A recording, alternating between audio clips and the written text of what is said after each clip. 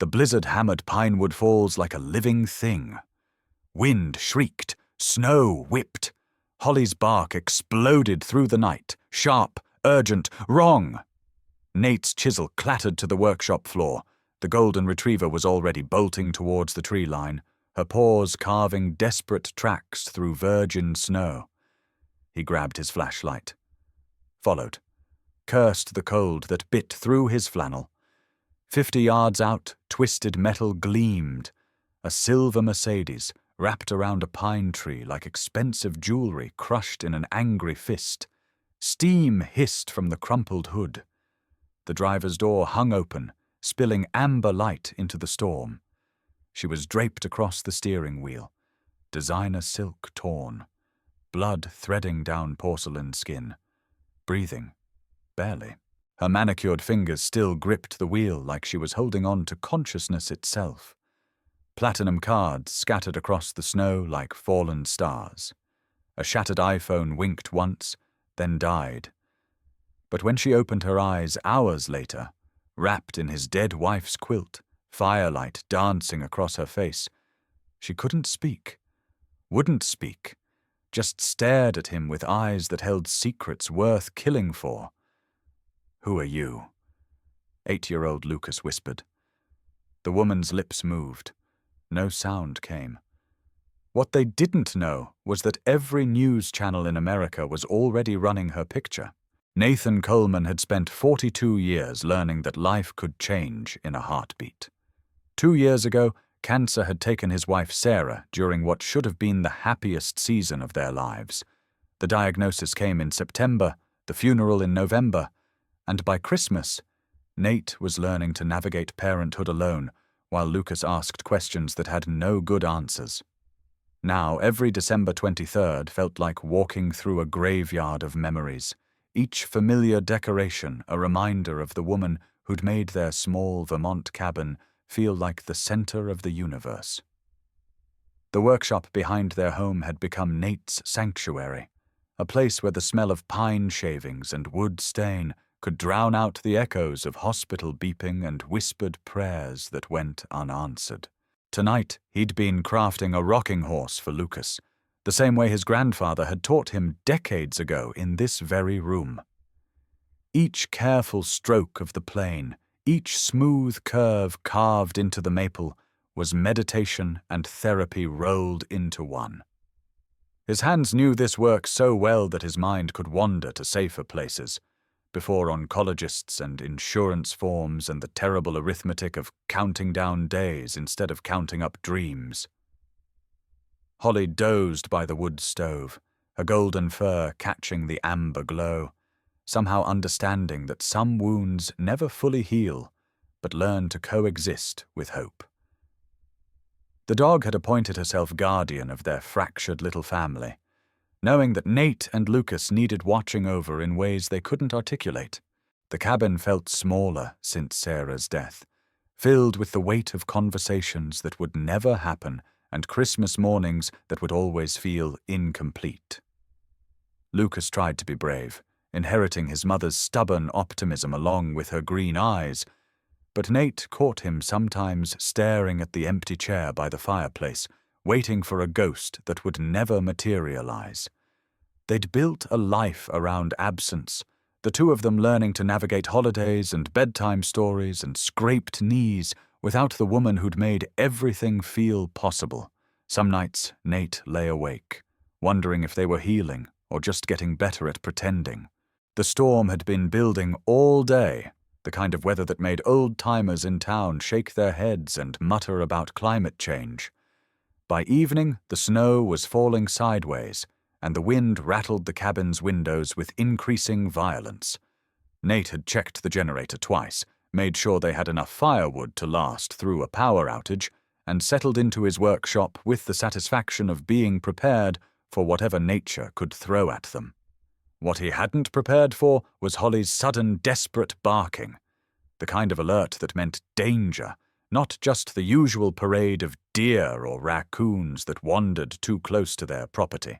He pulled the woman from the wreckage with practiced care, his old paramedic training kicking in despite the years since he'd left that profession for the quieter rhythms of carpentry. Her pulse was steady but weak, her breathing shallow and labored. Blood matted her dark hair, and her designer dress, something that probably cost more than his monthly mortgage, was torn and stained with mud and pine needles. The fabric felt expensive, even ruined, silk that whispered of a world where clothing was investment rather than utility.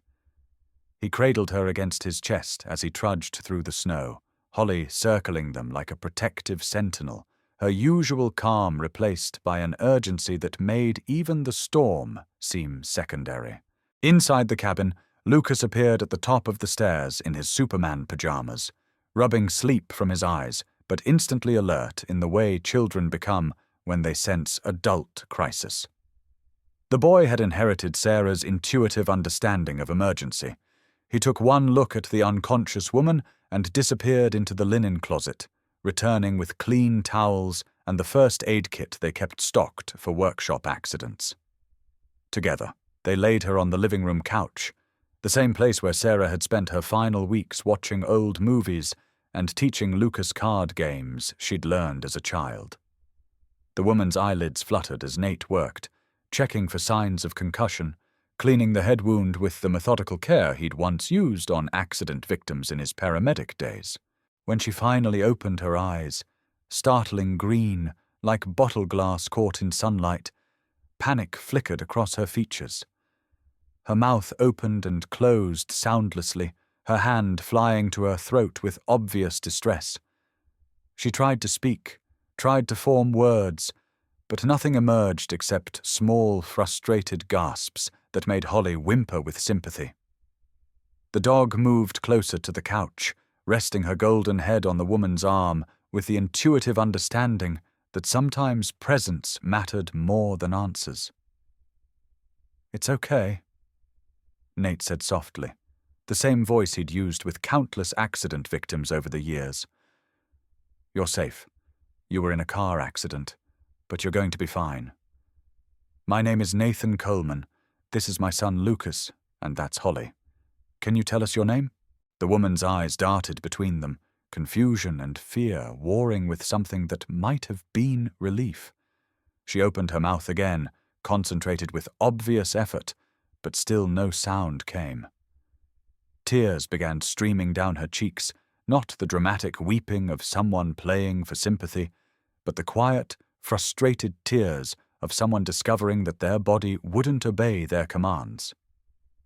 Nate brought paper and pen, settling beside her with the gentle patience he'd learned during Sarah's illness when words became precious and communication required creativity.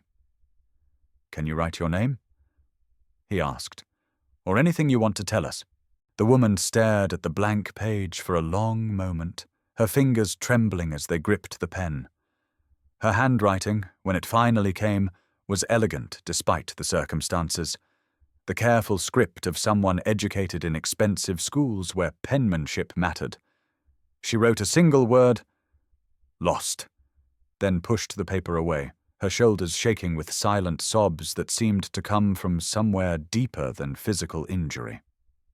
Lucas crept closer, his small hand reaching out to touch Holly's head, as if seeking comfort from the dog's calm presence.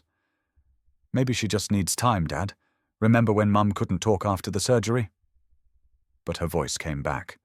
The comparison hit Nate like a physical blow. Sarah's temporary aphasia after her brain surgery had been terrifying. Those 3 days when the woman who'd filled their home with laughter and stories could only communicate through squeezes of his hand and tears of frustration. But Sarah's voice had returned, and she'd used it to tell them she loved them right up until the moment she couldn't speak at all. "You're right, buddy. Sometimes voices need time to heal," Nate said, looking at their mysterious guest with calm confidence he didn't entirely feel. "We'll take good care of you until you're ready to talk, and until we figure out how to contact your family." At the mention of family, the woman's expression changed. Not relief, but something closer to fear. She shook her head emphatically and wrote quickly on the notepad, No family, please." The phone lines were down, and the radio crackled with emergency broadcasts about impassable roads and power outages across 3 counties. Route 89 was closed, the interstate system throughout Vermont paralyzed by what meteorologists were calling a once-in-a-decade storm. They were isolated until the weather cleared, possibly for days. Nate found himself studying this mysterious woman who'd literally crashed into their quiet existence, noting details that suggested a life far removed from rural Vermont.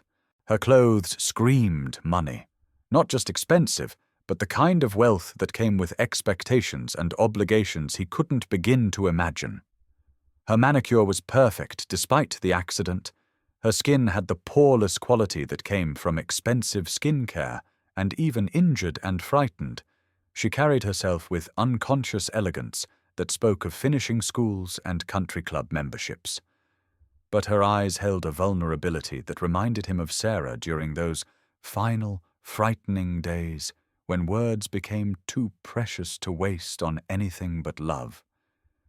There was something hunted about her expression, as if she'd been running long before the accident brought her to their door. When she looked at Lucas, her face softened with the kind of longing that suggested someone who'd forgotten what it felt like to be around uncomplicated kindness. As midnight approached and Christmas Eve officially began, Nate made coffee and settled into the armchair across from the couch, where their guest lay wrapped in Sarah's favorite quilt. Holly had appointed herself guardian, lying across the woman's feet like a living blanket. The scene felt surreal, their quiet bachelor existence suddenly complicated by someone who clearly belonged to a world of private jets and board meetings, yet who seemed to find peace in their simple cabin in ways that suggested she'd been searching for exactly this kind of sanctuary. "Are you warm enough?" he asked quietly. The woman nodded, then wrote on her notepad, "Thank you. For everything." When Nate replied that anyone would have done the same, she shook her head and wrote, "Not true. Most people would have called police first." The observation was astute enough to make Nate wonder what kind of life she'd lived where rescue came with complications. He found himself studying her again, the way she held the pen like someone accustomed to signing important documents, the unconscious authority in her posture even while injured and voiceless. Everything about her suggested power and privilege, yet she'd been driving alone through a blizzard, apparently with nowhere safe to go. The woman stirred, her eyes opening to focus on the Christmas tree lights twinkling in the corner. For a moment, her expression softened with something that looked like wonder, as if she'd forgotten such simple beauty could exist. She pointed questioningly toward the decorations, then at Lucas, who was fast asleep in the oversized armchair that had been his designated storytelling spot since he could walk. Nate nodded, understanding the unspoken question. "Yes, it's Christmas Eve. Lucas has been excited for weeks. Sarah, my wife, she used to make Christmas magical for him. I'm still learning how to do that without her." The woman wrote carefully. "How long?" 2 years in November. Cancer." Nate replied, the words still feeling foreign in his mouth. The woman's expression changed, sympathy replacing curiosity as she wrote, "I'm sorry. He seems like a wonderful boy." "He is," Nate said. "He's got his mother's heart, makes friends with everyone, even stray dogs and mysterious ladies who crash into our trees." When she wrote, "Lucky boy, good father," the simple words carried surprising weight that made Nate realize how long it had been since anyone had affirmed his parenting. Christmas morning arrived with brilliant sunshine and 3 feet of fresh snow that made the outside world look like something from a fairy tale. The woman, who still hadn't offered her real name, helped Lucas open presents with an awkward enthusiasm that suggested she'd forgotten how to simply exist in a moment without agenda or expectation. She watched everything with the fascination of an anthropologist studying a foreign culture, as if family Christmas mornings were exotic rituals she'd only heard about secondhand. "Look what Dad made me!" Lucas held up a wooden train engine, perfectly crafted down to the tiny bell that actually rang when shaken. He makes the best toys, way better than anything from stores. The woman examined the train with obvious appreciation, running her fingers over the smooth curves and jointed connections that allowed the cars to link together. She wrote, "Beautiful work. How long did this take?" When Nate mentioned it had taken about 3 months of evenings, feeling suddenly self-conscious about the gift, she shook her head emphatically and wrote, "It's perfect. Made with love. That's rare." The comment carried an undertone of sadness that made Nate wonder what kind of Christmas mornings she'd experienced. Everything about her suggested wealth, but wealth didn't guarantee thoughtful gifts or parents who spent months crafting something special with their own hands. After breakfast, she followed them to the workshop, watching with intense focus as Nate demonstrated how to hold the wood plane properly. Her attention was the kind that suggested someone accustomed to mastering complex skills quickly. And when she asked, through gesture and pointing, if she could try, her hands moved with surprising confidence despite her obvious unfamiliarity with the tools.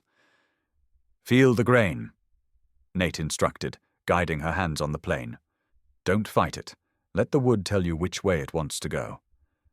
She nodded seriously, concentrating with an intensity that seemed almost desperate. When she successfully shaved her first curl of maple, her smile transformed her entire face, erasing years of careful polish to reveal something raw and genuine. She wrote, "I've never made anything with my hands before." The confession surprised him. "Never? Not even as a kid?" She shook her head, then wrote more slowly. "Wasn't encouraged. My education focused on other things." When Lucas asked what kind of other things with typical childhood directness, the woman hesitated, then wrote, "Business, languages, how to be useful to other people's plans." The phrasing was odd enough to stick with Nate as they worked together throughout the morning. Everything about their guest suggested someone raised for a specific purpose, educated to fulfill expectations rather than explore personal interests. When she picked up the sandpaper and began smoothing the rough edges of a piece he'd cut for her, her concentration was absolute, as if she'd found something she'd been searching for without knowing what it was. They fell into a routine over the next few days, as if she'd always been part of their small household. She couldn't speak, but she communicated with growing confidence through gestures and written notes that revealed an educated mind and dry sense of humor. Her handwriting became more relaxed, less formally perfect, as if she were remembering how to be spontaneous. She helped with cooking, though her technique suggested someone more familiar with restaurants than home kitchens, and she listened to Lucas's endless stream of questions and observations with the patience of someone grateful for human connection. "Why can't you talk?" Lucas asked on the third morning, with the blunt curiosity that made adults squirm but somehow didn't seem to bother their guest. She considered the question seriously, then wrote, "Sometimes words get stuck when you're scared for a long time." When Lucas asked what she was scared of, her pause was longer. Finally, she wrote, "Of not being allowed to be myself." Lucas studied her answer with the gravity of someone trying to understand concepts beyond his experience. "That's silly. You're the only person who can be yourself. Nobody else knows how." The woman stared at what he'd said, then laughed, the first sound they'd heard from her since that first night's frustrated gasps. It was rusty from disuse, but genuine, and it made Holly's tail wag with approval. She wrote, "You're very smart." "Mom always said I was too smart for my own good," Lucas replied, cheerfully. "But Dad says that's better than being too dumb." Holly became the woman's constant shadow, displaying the same protective behavior she'd shown with Sarah during her illness.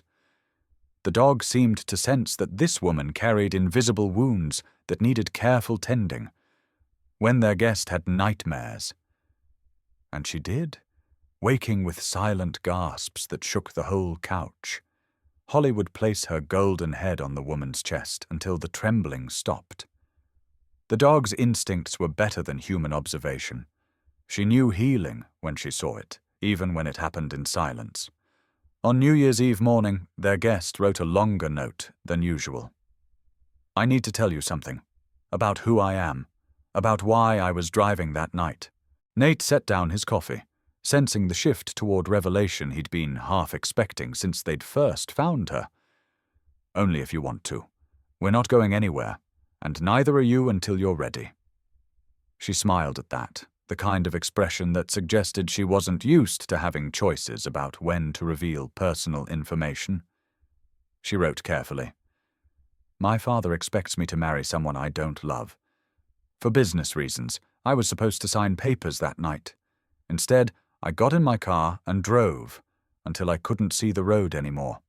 The explanation filled in gaps that Nate had been unconsciously cataloguing. The expensive clothes, the way she seemed simultaneously worldly and naive, the fear in her eyes when he'd mentioned contacting her family. Lucas read over his father's shoulder, his expression growing serious as he processed the idea that adults could be forced into marriages they didn't want. That's stupid, Lucas announced with typical 8-year-old directness. If you don't love someone, you shouldn't marry them. Even I know that. The woman laughed again, the sound becoming more natural each time. She wrote, I wish it were that simple. It is that simple, Lucas insisted. Grown-ups just make things complicated because they forget what's important. Nate found himself wondering what kind of pressure could drive someone to flee into a blizzard rather than simply say no. The woman's fear seemed disproportionate, unless the stakes were higher than personal happiness. That afternoon, as they sat by the fire sharing hot chocolate and watching snow fall outside the cabin windows, she wrote another note. Thank you for letting me remember who I am underneath everything else. When Nate asked who that was, she thought for a long time before writing. Someone who wants to build things instead of just managing what other people built. Someone who likes getting her hands dirty. Someone who laughs at 8-year-old boys' jokes. She paused, then added, someone who hasn't been allowed to exist in a very long time. The admission hung in the warm air between them, heavy with implications that made Nate understand why she'd been so reluctant to discuss family or make contact with the outside world. But secrets have a way of demanding acknowledgement, especially when they involve missing persons and worried families. On January 2nd, the isolation that had protected them for 10 days finally broke. The sound of vehicles crunching through snow made Holly bark with an urgency that reminded Nate of the night they'd first found their mysterious guest. He opened the door to find 3 men in expensive coats, one holding a badge, another carrying a manila folder thick with photographs, and a third whose entire bearing screamed wealth and authority. Mr. Coleman, I'm Detective Morrison, Vermont State Police. We're looking for someone who may have been in an accident on your property. A young woman, the investigator said, holding up a professional headshot that made Nate's breath catch. It was her, their silent guest, but polished and remote in a way that seemed like a completely different person. In the photo, she looked like exactly what she apparently was, wealthy, untouchable, and utterly alone despite being surrounded by the trappings of success. This is Isabella Hartwell, the older man said, his voice carrying the kind of authority that came with moving mountains when necessary. She's been missing for 10 days. I'm her father. From behind Nate came a sharp intake of breath. Isabella stood at the top of the stairs, still wearing one of Sarah's old sweaters, her hair pulled back in a simple ponytail that made her look younger and infinitely more vulnerable than the woman in the photograph. For a heartbeat, nobody moved. The contrast between the polished heiress in the photo and the woman who'd spent 10 days learning to plane wood and laugh at 8-year-old jokes was startling enough to make everyone reassess what they thought they understood about Isabella Hartwell. "Hello, Father," she said, her voice rusty from disuse, but clear enough to shatter the careful illusion they'd all been living under. The words carried the weight of years of disappointment and love, twisted into something that barely resembled either anymore. Charles Hartwell's composed expression cracked for just a moment, revealing something that might have been relief or regret, before professional concern smoothed over his features once again. "Isabella, thank God you're safe. We've been worried sick," he said. "Have you?" The question carried a challenge that suggested she doubted the sincerity of his concern.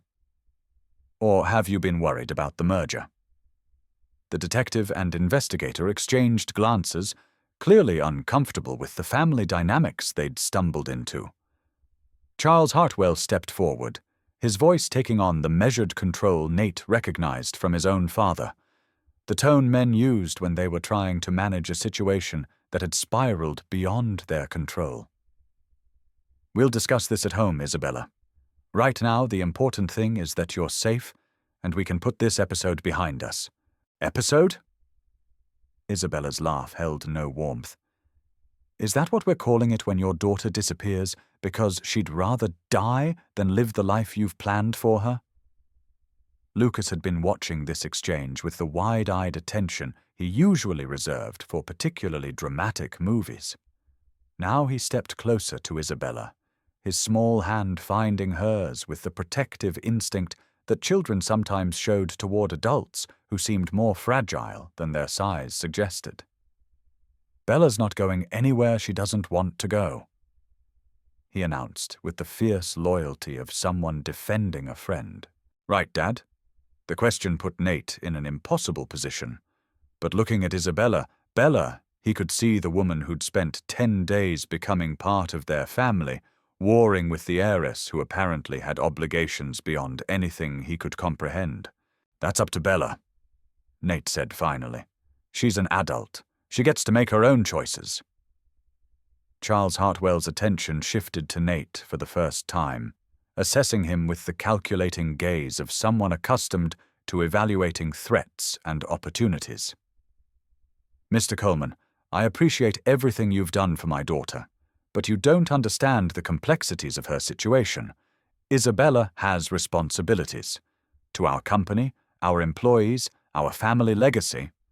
This breakdown is understandable given the pressures she's under, but it's time for her to come home and honor her commitments." Bella's voice grew stronger with each word as she replied, "What if I don't want to honor them? What if I've decided that your commitments aren't worth my happiness?" The silence that followed felt dangerous, like the moment before a dam burst. Charles Hartwell looked between his daughter and the simple cabin that had somehow convinced her she had choices he'd never intended to give her. When he spoke again, his voice carried threats disguised as concern. "Isabella, you're not thinking clearly. 10 days of isolation and trauma have obviously affected your judgment. Once you're home, once you've had time to recover properly, you'll remember why these arrangements are necessary." Bella replied with growing confidence. "I remember perfectly. That's the problem. I remember what it feels like to wake up excited about the day ahead instead of dreading every obligation on my calendar. I remember what it's like to be valued for who I am instead of what I represent." She moved to stand beside Nate and Lucas, her hand still holding the boys as if his presence could somehow protect her from a lifetime of expectations she'd never chosen. The gesture was small but symbolically enormous, choosing found family over blood, sanctuary over obligation, love over duty. "These people saved my life in ways that have nothing to do with the accident," she continued. "They gave me back something I thought I'd lost forever. I won't trade their kindness for your business arrangements." Charles Hartwell's mask of paternal concern finally slipped, revealing the steel beneath. "You'll trade their kindness for their safety if you're not careful, Isabella. The kind of attention your disappearance has generated doesn't just disappear because you've decided to play house in the woods. The threat was subtle, but unmistakable. Bella's face went pale as she understood the implications. Her presence wasn't just complicating her own life, it was potentially destroying the peace that Nate and Lucas had built in their small corner of Vermont. The realization hit her like a physical blow, and Nate watched her shoulders sag as the weight of consequences settled on her like a familiar burden. "How long do I have?" she asked quietly. Charles replied, "The car is outside. We can be back in New York by evening. The engagement announcement can run tomorrow morning, and this entire situation can be forgotten by everyone involved." Bella looked around the cabin that had become her sanctuary, at the Christmas tree still twinkling in the corner, at the workshop where she'd learned to create instead of just manage, at Lucas whose hand still trusted hers completely. "I need an hour," she said finally, "to pack, to say goodbye properly." Charles Hartwell nodded, the gesture of someone who had won a negotiation he'd never doubted he could control. "Of course, we'll wait in the car." After the three men left, the cabin felt simultaneously too small and too large. Bella sat heavily on the couch where she'd spent her first night, wrapped in Sarah's quilt and trying to find words for a goodbye she'd never wanted to say. Lucas climbed up beside her, his 8-year-old logic already working through problems the adults seemed to find insurmountable. "Why don't you just tell them no?" he asked. "You're a grown-up.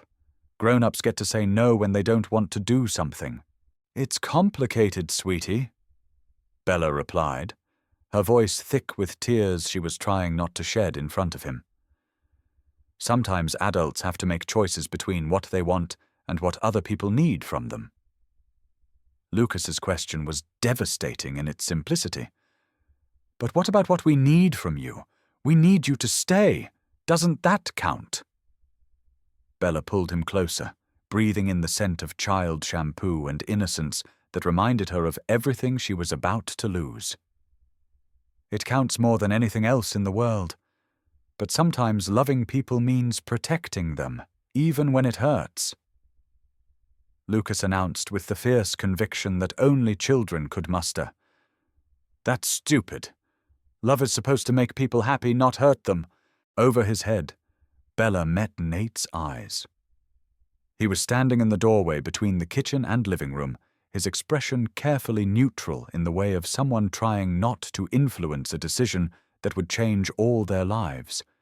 She could see the same conflict in his face that was tearing her apart, the desire to fight for what they'd found balanced against the practical understanding that some battles couldn't be won by wanting them badly enough. "What do you think I should do?" she asked him directly. Nate was quiet for a long moment, his carpenter's hands absently straightening items on the mantelpiece while he chose his words. "I think you should do whatever lets you sleep at night. But I also think you should know that Lucas and we've gotten pretty attached to having you around. If you decide to stay and fight, you won't be fighting alone." The offer hung in the air between them, heavy with possibilities and complications neither of them could fully anticipate. Outside, a car door slammed, Charles Hartwell growing impatient with the delay. The sound jolted Bella into action, and she began moving through the cabin with the mechanical efficiency of someone who'd learned to pack quickly for departures she didn't want to make. She gathered the few belongings she'd accumulated during her stay, Sarah's old clothes that had become more comfortable than anything in her own closet, a small wooden angel that Nate had carved for her during the long evenings they'd spent talking by the fire, and a notebook filled with her attempts at communication that had gradually become something more like a journal. Everything fit into a single paper bag, a sharp contrast to the life of material excess she was returning to. At the door, she knelt to Lucas's eye level, her hands framing his face with the tenderness of someone memorizing details she might never see again. "I want you to remember something, okay? What you said about love making people happy. You're absolutely right. Don't let anyone ever convince you otherwise, no matter how old you get or how complicated things seem." Lucas promised solemnly. "I won't forget, but I won't forget you either." and neither will Holly." As if summoned by her name, the golden retriever appeared beside them, her tail wagging with the desperate enthusiasm of someone who sensed goodbye but refused to accept it. Bella buried her face in the dog's fur, allowing herself a moment of breakdown that she'd been holding back for the sake of making this easier on everyone else. When she finally stood and faced Nate, the careful control she'd maintained throughout the morning finally cracked. "Thank you for giving me back my voice," she said simply, "even when I couldn't use it." She handed him an envelope that felt too thick for just a letter, then kissed his cheek with the gentle brevity of someone who understood that prolonging goodbye only multiplied the pain. The gesture was intimate without being romantic, the kind of farewell between people who had found family in unexpected places and were being forced to give it up before they'd had time to understand what it meant. The black sedan pulled away as the sun painted the snowy landscape in shades of gold and pink that reminded Nate of Sarah's watercolor paintings, still hanging on the cabin walls as testimony to beauty that outlasts its creator. That evening, alone in the cabin that suddenly felt enormous and empty, Nate opened the envelope Bella had left behind. The deed inside transferred ownership of nearly 200 acres of surrounding forest land to Lucas Coleman, with provisions that ensured the boy would have space to grow up wild and free, away from the kind of pressures that could turn children into assets instead of human beings. The accompanying letter was brief, but devastating in its honesty. "Some gifts can only be given by people who understand their true value.